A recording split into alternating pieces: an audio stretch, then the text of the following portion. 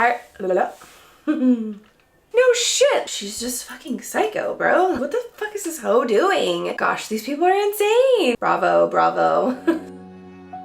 Can pull me from the dark.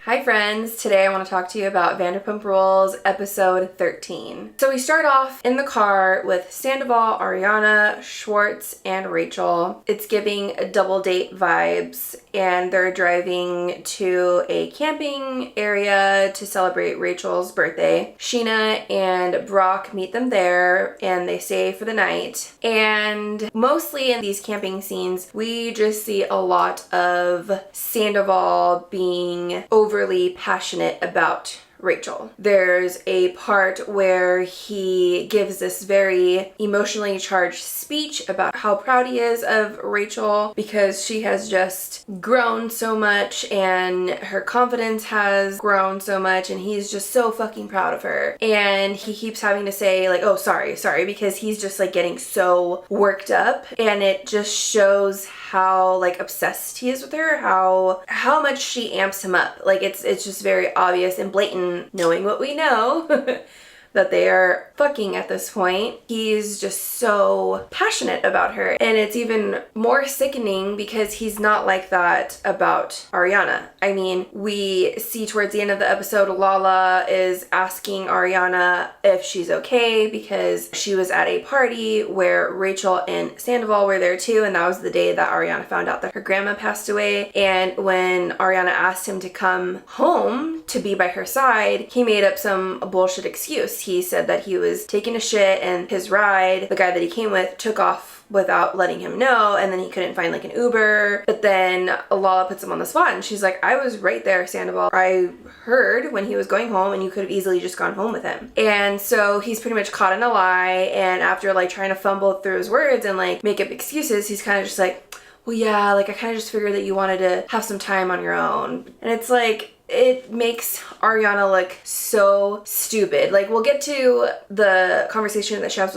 with Katie towards the end of the episode. I'll go back to camping, but it's just the stark contrast of how he is about Rachel and for Rachel compared to Ariana. It's just so sad because like that's your partner, that's your girlfriend of 9 years. You know, what is she, chopped liver or something? Like it's sad. And then they have a dinner at the campsite, and Schwartz, you know, trying to be the funny Schwartz, he makes a joke about Rachel having a type, and her type is men that are taken. So he's like, you know, Brock and Tom, like, watch yourselves. And again, by this time we know that he knows that there's some sort of thing going on between them. At the very least, he knows that there was a one night stand. So he's like being blatant as well. He's like throwing it in Sandoval's face almost. I saw a tweet or someone online was saying like maybe this is Schwartz's way of getting back at Sandoval. He's not able to stand up for himself. He's not able to really stand up against Tom or to Tom Sandoval. So this is his way of like being passive aggressive and like, you know, saying things on camera. And then even when the season started and they were doing press interviews and whatnot, he was making jokes too. So maybe that's his way of like sticking it to Sandoval kind of a thing. And even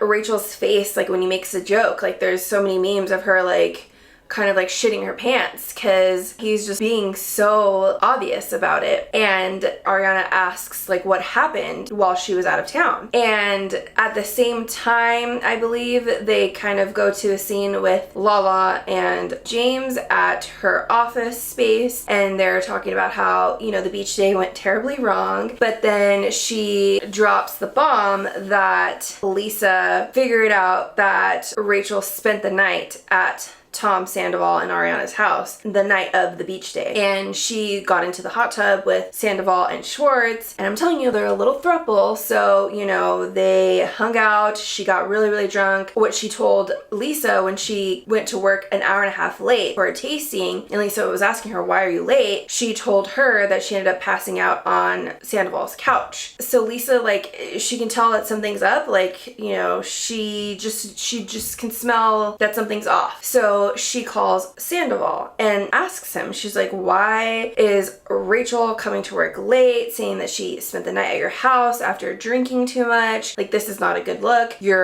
She says that your wife is out of town and you have a beautiful single young lady staying at your house. Like, it just doesn't look good. And he's like, dude, like, nothing happened, dude. And Schwartz was there and he's like, I'm tired about this Schwartz and Raquel thing. And it's like, what are you talking about? It just is, it's not a good look. And your business partner is trying to give you advice or trying to like just give you a heads up, and he's just like, dude, man, like, he's just so disrespectful when he speaks to Lisa. It's annoying that he calls her dude. She's like, I'm not a dude. Then Katie is over at Lisa's house and Ken comes, and it's just hilarious that Ken is the one to share the tea. You could tell that producers are like, okay, so it'd be really cool if Ken walks in the kitchen and he just like spills the gossip, and he does. His acting is terrible, but he was like, I can't believe that Rachel spent the night at Sandoval's the other night. And Katie's like, wait, what do you know? Like, are you spreading rumors? And so Lisa's like, no, she really did spend the night. And then Sandoval kept saying like, she dipped out. And he told so many versions of the story. He told Lisa a certain version. He told James a certain version when they went to go hang out at a weed lounge. And to James, he told her that she slept on the couch, but then when they're hanging out with Brock asked about it and they told Brock that she went home. It was just like, again, lying is so hard. You have to really remember your story and your details and say it at the same time every time to every person, and he's the worst liar because it changes at every point, and that's how he's getting caught. So at camping, when Ariana asks about it, Rachel kind of takes over because she doesn't want Tom to fuck it up again, I guess, and she basically says, she's like, yeah, I got too drunk and I slept on the couch. And then Tom and Ariana were like, oh, you don't have to sleep on the couch, you could have gone upstairs. And Tom says something about her sleeping in his room, and he's like, well, in my room, like the guest room. It's just like super messy, so like, ew, like, just, can you guys get your story together? And Ariana's just like oblivious. Like, she's so trusting to these two people. She literally has no clue, and it is so sad because I cringe for her. Like, I can't imagine being her and just seeing how stupid these people made her look. She's just eating all her words. It's so sad. And then after the dinner scene, they're like hanging out up at the bonfire, and Rachel gets like very emotional. Pretty sure she's like on Molly, or of course they're like on some kind of drugs, because even Sandoval being so passionate about her. So she starts crying about being, aging out of the pageant thing, and she lived her life with that in mind. It's ridiculous that she cries so much about pageants and about James. But Sheena specifically says that anything to do with Ariana and Tom and all of this stuff, like, she has no remorse. She didn't cry the night that Ariana confronted her after Watch What Happens Live. She didn't cry at the reunion. There is a preview that got leaked of the season finale this week, and in that preview, her and Tom are like, it's weird to see them being intimate, and she's like laughing, saying, she's like, oh my god, it just went so totally wrong. It's like, no shit. Like, what did you think was gonna happen when you slept with your best friend's man for, they originally said 7 months, but now with everything that's been out, like, they've slept together for way longer. It's mind-boggling how for certain things she's very emotional, but for something that you should be emotional, that you should feel bad about, that you should have remorse for, she's like a robot. And so you have Ariana at the fire pit, like, consoling her, telling her like, oh, well, you are a good role model. And it's just wild that she's able to look at her in the eyes, she's able to let her console her, all while she's sleeping with her man. It's like, yeah, you can't write this shit. Like, this is like the craziest reality show on the planet right now, because this is people's real lives. This really happened. Andy Cohen said this on his podcast recently, that because he's seeing all the questions like, how did production not know? How did the producers not know? And he was saying that everyone kind of was questioning and, was seeing things, but they were going off of Ariana's lead. And she was adamant that there was nothing going on. There was nothing to worry about. So everyone just overlooked everything. And I can see that happening. It's it's just, again, it makes me so sad for her. And the other thing that was just like crazy to see is, again, as Rachel is emotional, not only while camping, but also in her interviews, like she's saying like, these people are my family. They are my people. They mean so much to me, when, again, she's lying to their faces, to Ariana's face, to Sheena's face. I mean, they defend her so profusely, and it's just weird. And again, Andy says it, like, I guess he asks her at the reunion, like, how were you able to look at these people's faces knowing that you're doing what you're doing and still able to say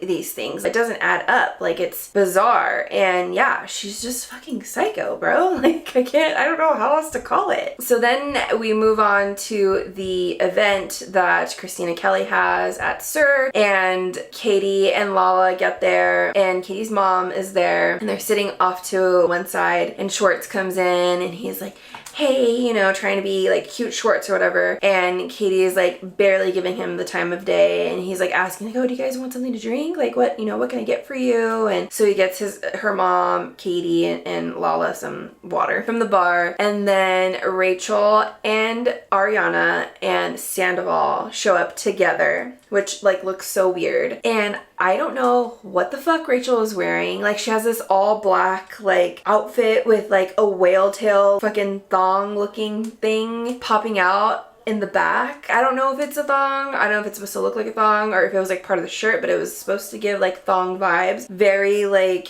2000s, very Y2K, very Manny from Degrassi. It was weird. I'm like, what the fuck is this hoe doing? She's just getting, again, braver and braver as the episodes go on. And she walks by and she says hi to Katie and Katie's mom, and they're just like, hi, how are you? Or they don't even ask her how are you. She asks like, hi, how are you doing? And they're both like, fine, thank you. Very short, and I love it. And then Lala says something about Rachel being a very stupid demon, and like she just, every time now that she's in the same room with her, she feels Rachel just like sucking the life out of them. So that was pretty good. Lala's, you know, we can always count on her with her one-liners. And then Lala, which is, I was talking about this in the beginning, she pulls Ariana aside, and that's when she asks her like, hey, how are you doing? You know, I know you've been having a rough time. And then they bring Tom over, and Ariana says something that made me sad again. She's just like, you know, I'm a ride or die for Tom, but obviously he's not for me. He makes me look stupid. And if she only knew that that's like literally the tip of the iceberg, like, because she also has a talk with Katie. She was upset that it was said that Katie was spreading rumors about Tom and her having an open relationship, and Katie's like, I did not say that. I don't know how Allie interpreted it that way, but I know that you guys don't have an open relationship. I was simply saying that you guys, you know, you're very much a homebody, and Sandoval goes out, but you guys have your own dynamic and it works for you, and you're very comfortable with each other. And she's like, I would never insinuate that. And it was a very mature conversation, because Ariana was also like, as my business partner, and you know, I know that we're only going to grow closer over time, and I just don't want things to be weird, or like for me to think that you're saying bad things about me or my relationship. And she tells her, she's like, I love and trust Rachel implicitly, basically. She's like, she's never been anything but sweet and loyal to me, and I do not believe that anything like that would ever happen between her and Sandoval, and I love her and I love him, and it is what it is. Like, you can have your opinions, but as far as I'm concerned, that's not even a thing.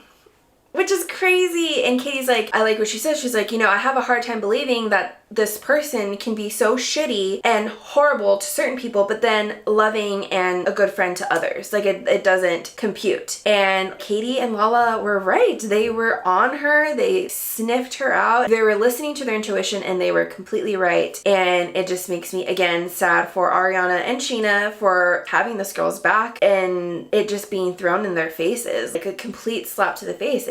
It's wild. We also saw in the beginning of the episode where Lala was saying, you know, the last time Tom was talking about a girl like this, he was talking about Ariana while he was dating Kristen, which is very true. And Kristen Doty was on Watch What Happens Live, and Andy asked her about that, and she's like, yeah, she's like, I couldn't have said it better. It's spot on. He has an MO. It's very much a pattern, and you know, verbatim, he was saying things, the same exact things he said about Ariana, he's saying them about Rachel. And it's just like, it's really creepy, actually. It makes it obvious that this guy like has a expiration date on relationships, and once he gets to a certain point, he's done, and you know, he's gonna find the next girl to move on to and be obsessed with and infatuated with, and do everything in his power to make that relationship happen and walk away from what he has. Like, it's so wrong. A lot of people are saying that they think that the best thing that can happen for Sandoval and Rachel is for them to like pretty much stay together, make sure that they make it all worth their while, and probably even like end up having a baby or something. Like, that's the only real way that they're gonna be able to get out of this. But I don't know. The other weird thing that's been coming out is Billy, who was on the show like many seasons ago, she's been photographed a lot with Sandoval, and apparently, because Sheena had Peter Madrigal on her podcast this week, apparently there is rumors back in the day that Sandoval cheated on Ariana with Billy, and so she's saying that she thinks that it was probably true, and them hanging out now, that's, you know, they're probably hooking up now too. Like, that was wild because I didn't hear about that back then. Billy, I did not like her. She was like so much drama on the show. Gosh, these people are insane. I mean, I guess this is why they're on reality TV, because it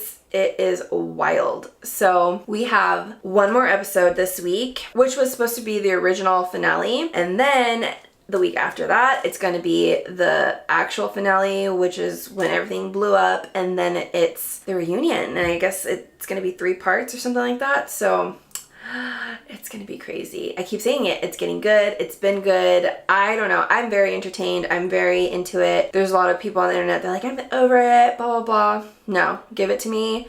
I can't wait to the reunion, obviously, but give it all to me. I love the sneak peeks. I love all the behind the scenes drama that's going on, and yeah. Bravo, bravo. But thank you so much for hanging out. I really appreciate you being here. I hope to catch you on the next one. Bye. Can pull me from the dark.